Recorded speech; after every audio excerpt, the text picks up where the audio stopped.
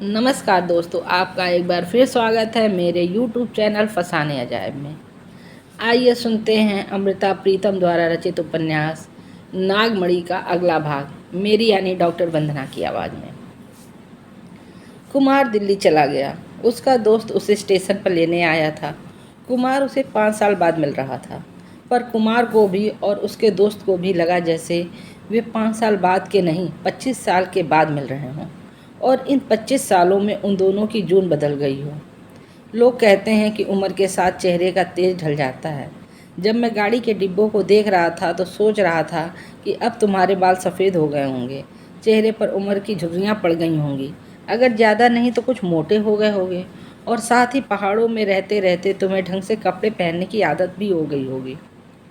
केवल कृष्ण चकित होकर बार बार कुमार के चेहरे की ओर देखते हुए बोलता गया, पर कमाल है, तुम पहले से खूबसूरत थे, पर इतने नहीं। सुबह से बुत की तरह तरासे हुए हो। जाने तुम वहाँ किस चश्मे का पानी पीते हो। तुम्हारे चेहरे पर शायद इसी के चेहरे का नूर की आमद कहते हैं। कुमार चुप रहा। उसने जरा हंसकर केवल कृष्ण की तरफ देखा। केवल कृष्ण कुमार के साथ पढ़ा करता था।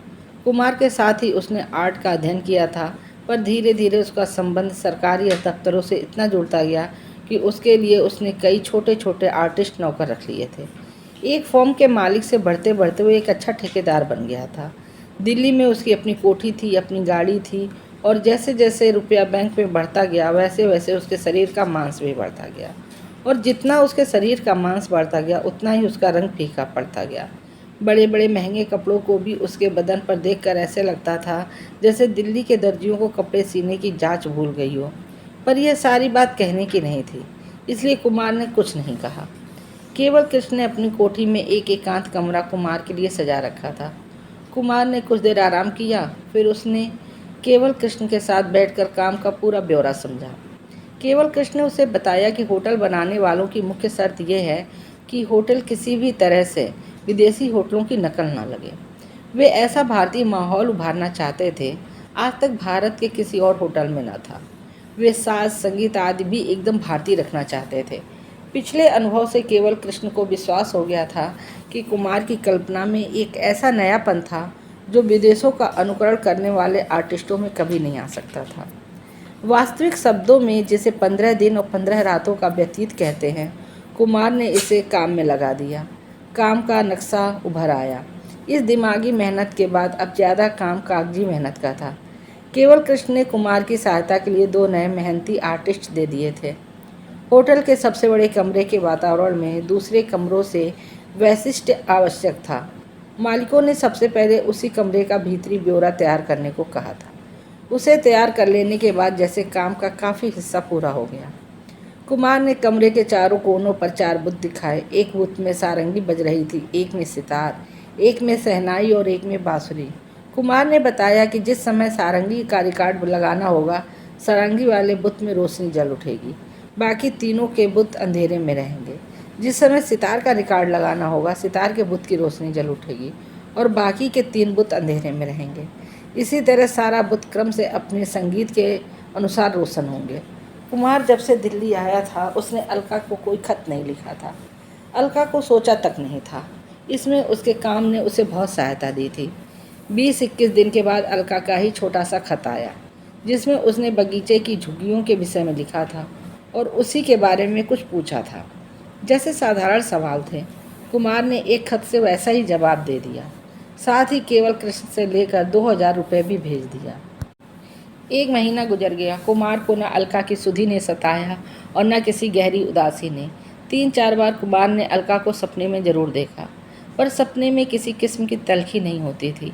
अलका चुपचाप कोई तस्वीर बना रही होती, या वह बाग को पानी दे रही होती, या मुंह दूसरी ओर घुमाकर कोई किताब पढ़ रही होती। इन साधारण से सपनों ने न तो कुमार के मन में कोई लहर उठाई और न जिस्म में। वैसे कुमार थोड़ा हैरान था कि अलका को देखते ही उसके जिस्म में जो आग सुलग उठती थी, किसी सपने में भी उस आग का सेक क्यों नहीं था। यह बात कुमार को अच्छी लग रही थी। उसे लग रहा था कि उसके स्वभाव की स्वतंत्रता दिनों दिन उसके पास लौट रही थी। करीब 1.5 महीना हो चला। कुमार को विश्वास हो गया कि अब जब वह अलका के पास लौटेगा तो यह उसके लिए और अलका के लिए एक नया अनुभव होगा। उसे लगता था जैसे उसने अपने जिस्म की भूख को जीत लिया हो। अंतर के किसी कोने में वो अलका का आभारी था कि उसने जोर देकर उसे दिल्ली भेज दिया था। और कुमार सोच रहा था कि अगर कहीं उस रात अलका भी उस चांदनी के जादू में आ जाती तो कुमार शायद सारी उम्र के लिए मानसिक गुलामी सहज लेता। उसे विश्वास होता जा रहा था कि उस रात उसने जो कुछ अलका को कहा था वो जंगल में छिटकी हुई चांदनी के असर में कहा था। वह सिर्फ दिमागी उलझाव था जो चांदनी में समुंदर की लहरों की तरह उमड़ आया था। अपनी इस स्वतंत्रता को परखने के लिए कुमार को एक ख्याल आया। केवल कृष्ण चाहे उसका पुराना दोस्त था, पर कुमार ने जो अपनी जवानी में ही बुजुर्गी का वेश ओढ़ लिया था, उस कारण केवल कृष्ण ने कभी कुमार के साथ उसकी व्यक्तिगत जिंदगी की कोई बात नहीं पूछी थी। फिर कुमार को यह बात कठिन न लगी। एक दिन उसने केवल कृष्ण को कहा कि वह इतने दिन लगातार काम करके बहुत थक गया है। एक दिन वो खाली रहकर शराब पीना चाहता था। उस रात उसे एक औरत भी चाहिए थी। अच्छा, केवल कृष्ण ने छोटा सा उत्तर दिया। कुमार ने किसी खास रात की बात नहीं की थी, इसलिए इस बात को वह भी भूल गया। 4-5 दिन बीते होंगे। कुमार जब एक रात अपने कमरे में लौटा तो उसके कमरे में एक 20-22 साल की लड़की बैठी हुई थी। कुमार को केवल कृष्ण से कही हुई बात फिर से याद न आई। उसने समझा कि उस लड़की ने गलती से यह कमरा केवल कृष्ण की बीवी का समझ लिया था, जिससे वो वहाँ बैठी हुई थी। वह लड़की कुर्सी से उठ खड़ी हुई। वह हंसी जैसे पहले जानती हो। कुमार को उसकी हंसी पराई सी लगी। कुमार के आधे उतारे हुए कोट को उसने आगे बढ़कर थाम लिया और कोट की दूसरी बाजू उतरवा कर कोट को खूंटी पर टांग दिया। कुमार हैरान हो गया। कुमार अभी चकित खड़ा हुआ था कि उसी लड़की ने मेज पर रखी हुई शराब की बोतल को सधे हुए हाथों से खोला और गिलास में बर्फ डालकर उसने एक भरा हुआ गिलास कुमार के सामने कर दिया। कुमार को यह बात याद आ गई, पर वह हैरान था कि केवल कृष्ण की पिछली शामें सारी की सारी उसके साथ बीती थी। उसने खाना भी उसी के साथ खाया था, पर इस लड़की के बारे में उसने कुछ नहीं बताया था।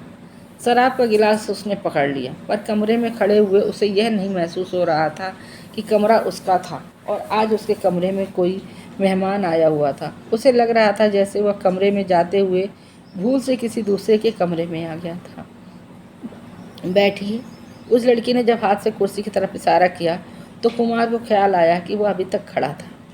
कुमार चुपचाप कुर्सी पर बैठ गया और उसने अपने हाथ से पकड़े गिलास में से एक घूंट लेकर उस लड़की के चेहरे की तरफ इस तरह देखा जैसे उसी से पूछ रहा हो, बताओ अब तुमसे क्या बात करूं। लड़की ने शराब का एक और गिलास भरा और कुमार की तरफ देखती हुई हाथ ऊंचा उठाकर कहने लगी, आपकी सेहत के लिए। कुमार ने मुस्कुराकर उस लड़की की तरफ देखा। वो खूबसूरत थी। उसके होठ कुछ मोटे थे, पर उसके मुख पर फब रहे थे। उसका जिस्म गठा हुआ था। उसकी पीठ का काफ़ी हिस्सा नंगा था और कुमार को ख्याल आया कि अगर पीठ का इतना हिस्सा नंगा रखना हो तो जिस्म की गठन इससे कुछ कम होनी चाहिए और साथ ही माथा कुछ और चौड़ा। और कुमार को खुद भी ख्याल आया कि वह लड़की को देखते हुए इस तरह जांच रहा था जैसे उसे सामने बिठाकर उसे पेंट करना हो। जाने कुमार से यह कैसे पूछा गया। एक रात के कितने रुपए केवल ने देने के लिए तय किए हैं। लड़की चुप सी रह गई। कुमार ने सोचा नहीं था कि यह बात पूछेगा। पूछने की जरूरत भी नहीं थी। कुमार को खुद ही अपनी बात अच्छी ना लगी। आप रुपयों की फिक्र ना करें, केवल साहब ने मुझे दे दिए हैं। साथ ही ऐसी विकृत बात नहीं करते, लड़की ने कहा और मेज पर पड़ी हुई शराब की बोतल लाकर कुमार के गिलास में डालने लगी। जब मन का रिश्ता कोई ना हो तो लोग रिश्तों का भरम डालना चाहते हैं।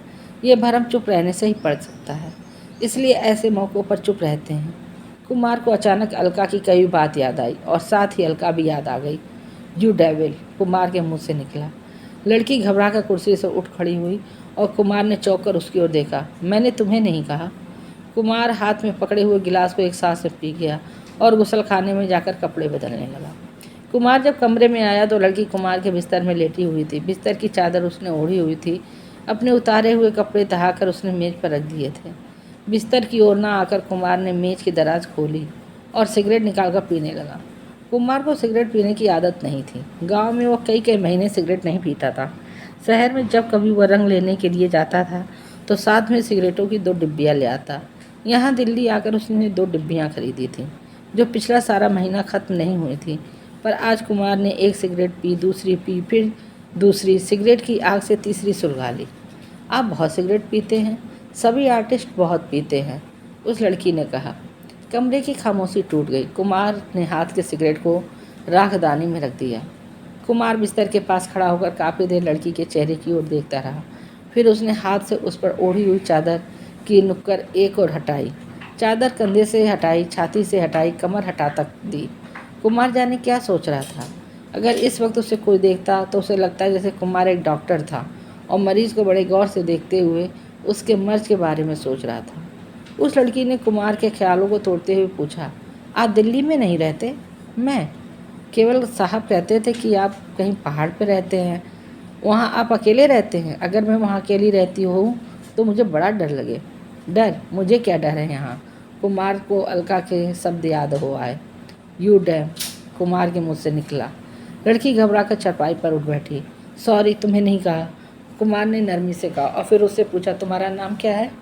कांता। तुम रात को वापस कैसे जाओगी? अगर जल्दी खाली हो गई तो टैक्सी लेकर चली जाऊंगी, नहीं तो सुबह चली जाऊंगी। कुमार को ख्याल आया कि इस लड़की को जल्दी फारिग हो जाना चाहिए। लड़की के साथ बिस्तर में बैठते हुए उसने बत्ती बुझा दी।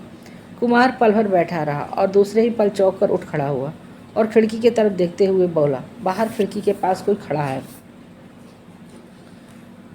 उस तरफ बगीचा है। इस वक्त बगीचे में कोई नहीं हो सकता। अभी कोई उधर से गुजरा। उसकी छाया खिड़की पर पड़ी थी। कांता बिस्तर से उठ बैठी। अपने ऊपर चादर लपेटकर उसने एक हाथ से खिड़की का पर्दा हटाया और बाहर बगीचा देखकर बोली, आप खुद देख लीजिए, सड़क की रोशनी बगीचे में पड़ रही है। बगीचे में किसी की छाया तक नहीं। कुमार ने भी कांता के पास जाकर खिड़की से बाहर देखा। बाहर कोई नहीं था। कांता बिस्तर पर लौट आई। कुमार ने खिड़की का पर्दा ठीक किया और कांता के पास जाकर बिस्तर पर बैठ गया। आप अब भी खिड़की की तरफ देख रहे हैं? मान लीजिए आपको ऐसे ही शक हो गया, वहाँ कोई नहीं आ सकता। कांता ने कुमार की बाहों पर अपना हाथ रखा। कुमार ने खिड़की से ध्यान हटा लिया और दोनों आंखें मीच कर कांता पर ओढ़ी हुई चादर को एक तरफ हटाने लगा। कुमार के हाथ ठिठक गए। बाहर किसी के चलने की आवाज़ आ रही थी। बगीचे से चलने की आवाज़ नहीं आ सकती, कांता ने कहा। खिड़की की तरफ नहीं, दरवाजे की तरफ। बाहर लकड़ी के फर्श पर कोई चल रहा है। कांता आहट लेने लगी। कहीं कोई आवाज़ नहीं थी। वो कुमार के हाथ को झकझोर कर बोली, अगर आपने शराब ज़्यादा पी होती तो मैं समझती कि नशे में है, पर आपने तो जमकर पी भी नहीं है। मैं नशे में नहीं कांता, बाहर सचमुच कोई चल रहा है। पैरों की आवाज़ साफ सुनाई दे रही है। अगर कोई बाहर आया भी हो तो क्या, मैं दरवाजे की सांकल चढ़ा देती हूँ। कुमार ने चुपचाप अपना सिर सिरहाने रख दिया। कांता ने कुमार का हाथ पकड़ा और उसकी बाँह को अपनी पीठ के गिर्द लपेट लिया। तुमने कांच की इतनी चूड़ियाँ क्यों पहन रखी हैं? कांच की चूड़ियाँ? इनके खनकने की इतनी आवाज़ हो रही है, पर मैंने तो कांच की कोई चूड़ी नहीं पहनी हुई है। कुमार चौंक कर पलंग पर उठ बैठा। उसने कमरे की बत्ती जलाई और कांता के दोनों खाली कलाइयों की तरफ देखा। फिर वो चूड़ियों की आवाज़ कहाँ से आई? कांता ने कोई जवाब नहीं दिया। कुमार का सारा बदन काँप रहा था। काँपते होठों से उसने कांता को टैक्सी के पैसे लेकर चले जाने के लिए कहा। उसकी तबीयत ठीक नहीं थी, सोकर शायद ठीक हो जाए। कांता कुछ नहीं बोली। चादर को अपने बदन से लपेटकर बिस्तर से उठ खड़ी हुई। उसने मेज पर पड़े हुए अपने कपड़े हाथ में लिए और गुसलखाने का दरवाज़ा भड़का कर कपड़े पहनने लगी। कांता चली गई। कमरे का दरवाज़ा भिड़ाकर कुमार अपने पलंग पर लेटा तो उसे ख्याल आया खिड़की पर पड़ती अलका की छाया, दरवाजे पर उसके चलने की आवाज़ और उसकी बाहों में पहनी हुई कांच की चूड़ियों की खनक। उसने जो कुछ देखा था और जो कुछ सुना था वो और कुछ नहीं था। वह रास्ता था जो पागल दिल की एक अंधेरी गुफा की ओर ले जा रहा था।